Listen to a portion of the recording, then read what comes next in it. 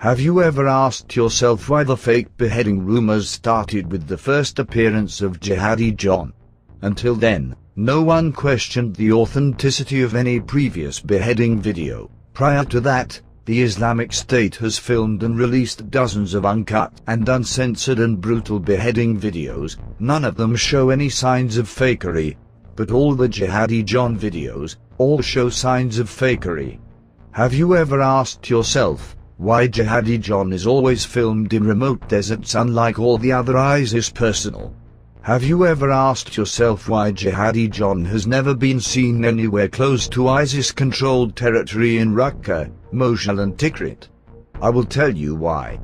Because Emwazi is working for the CIA and not the Islamic State. Here is that evidence. The first time Emwazi appeared on video was the alleged James Foley execution, released in summer of 2014.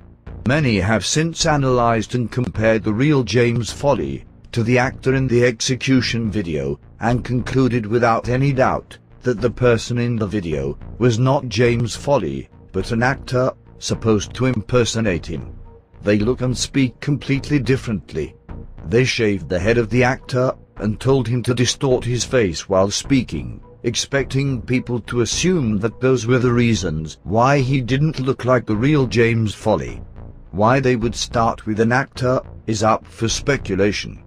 It is extremely easy to make one person look like another. The CIA does it all the time. Dalton Fury is used to disguises.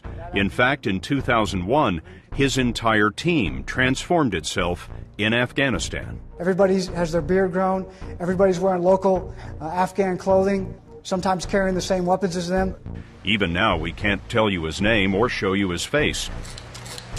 We hired a theatrical makeup artist to take the former Delta officer through a series of transformations to create the man you see now. He calls himself Dalton Fury, and he's the author of Kill Bin Laden. Because no matter what, they're just expecting me to walk in the door looking like President Bush. In fact, some of them think that I naturally look like the president. Even if they've seen like the videotape, something happens in their head and they're expecting me to walk in looking like George Bush. And they'll be looking at me like, so you're the guy that's going to be President Bush? And they're like looking at me, and I'm, yeah. I said, don't worry, Kevin will make me look just like him. And they're still not like, yeah, but you don't look like him right now. I'm like, hey, don't worry. I just want to say hi. Appreciate you. Appreciate your being on the touch, keeping the halls safe. America needs safe halls. A lot of halls are dangerous. You make this one safe. God bless you. Let me say that as your president, I am adamant about immigration reform. I recently spoke with Mexico's new president and drug lord, El Grande Diablo. The first 5 Jihadi John videos have another thing in common. None of the beheading videos show cuts in the skin or blood during the what I call the throat massages. And all of those videos fade to black before they proceed to show a easily faked one-angled picture, and in some cases one-angle video of the decapitated body. It is on record that the CIA has been present in Syria and Iraq in summer of 2014. The CIA has been training Syrian rebels at secret bases in Turkey and Jordan. The CIA is involved in the Syrian civil war. Most of these trainees were actually Sunni extremists who want Sharia law and thus want to overthrow secular governments like the one in Syria.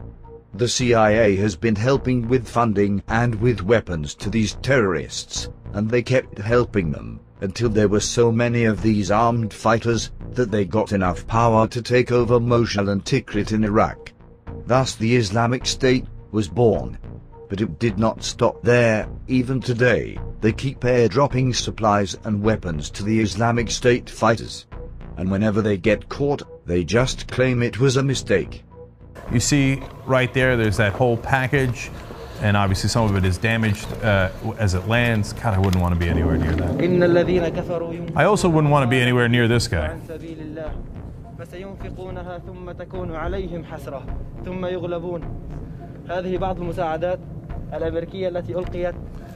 That's smart to point the weapons at it.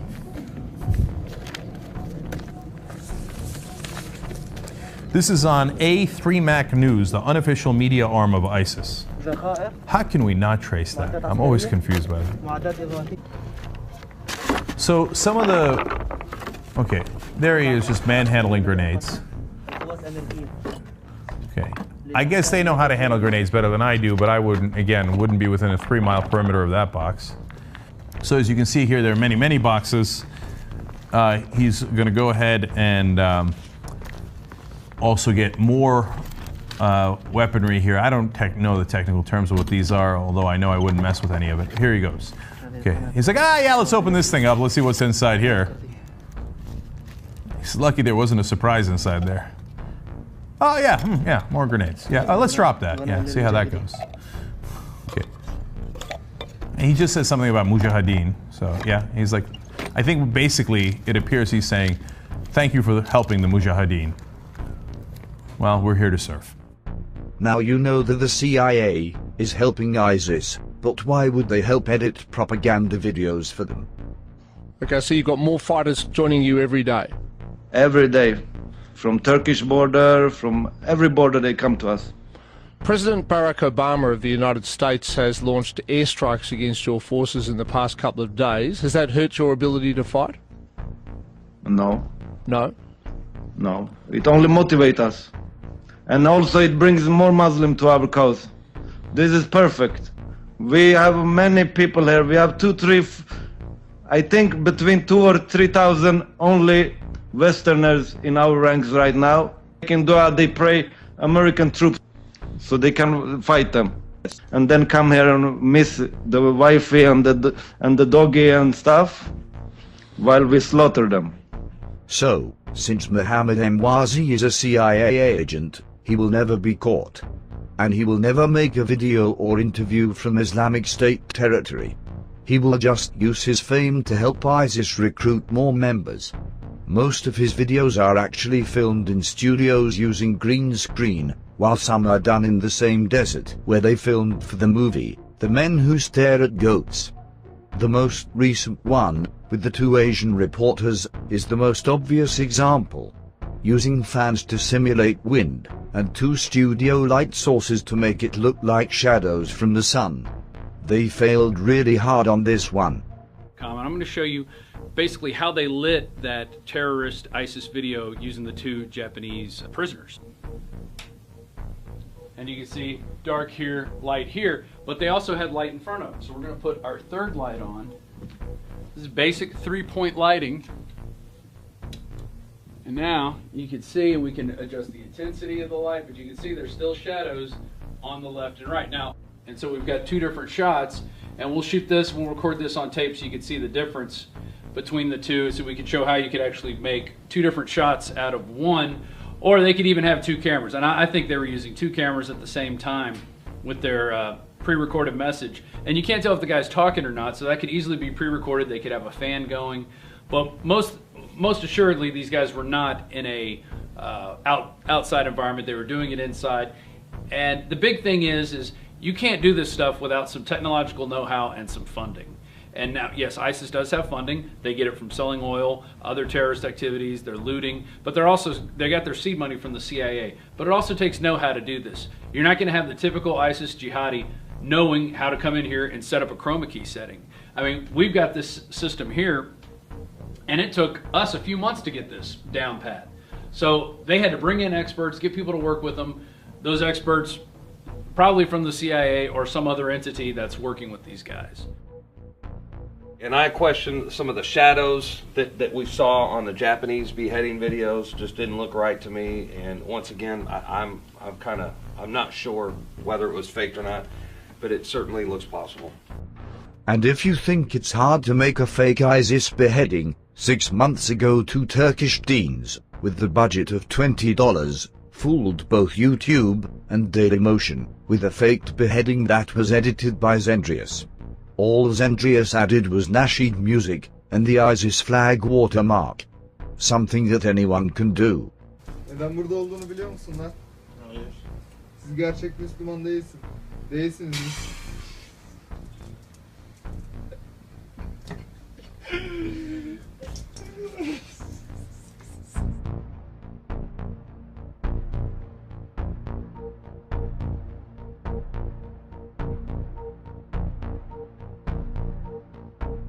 I will make another video showing how we faked these videos, step by step. The CIA is obviously following what's being posted on the internet on YouTube, and that people were exposing the faked solo Jihadi John videos.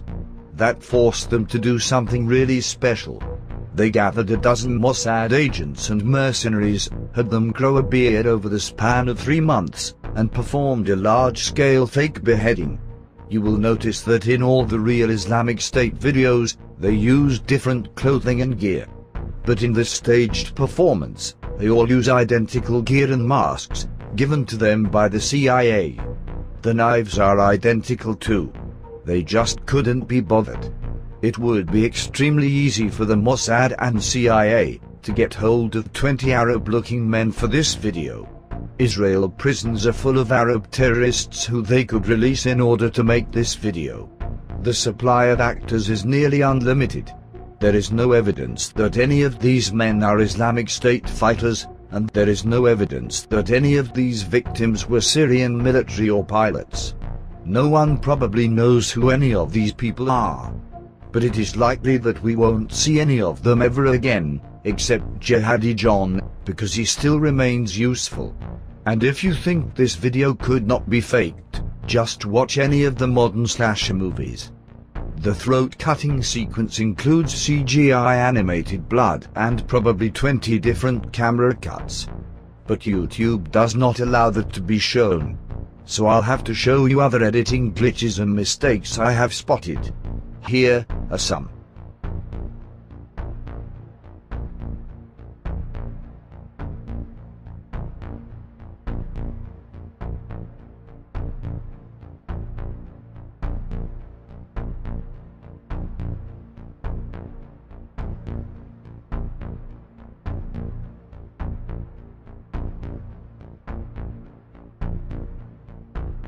Please keep this in mind,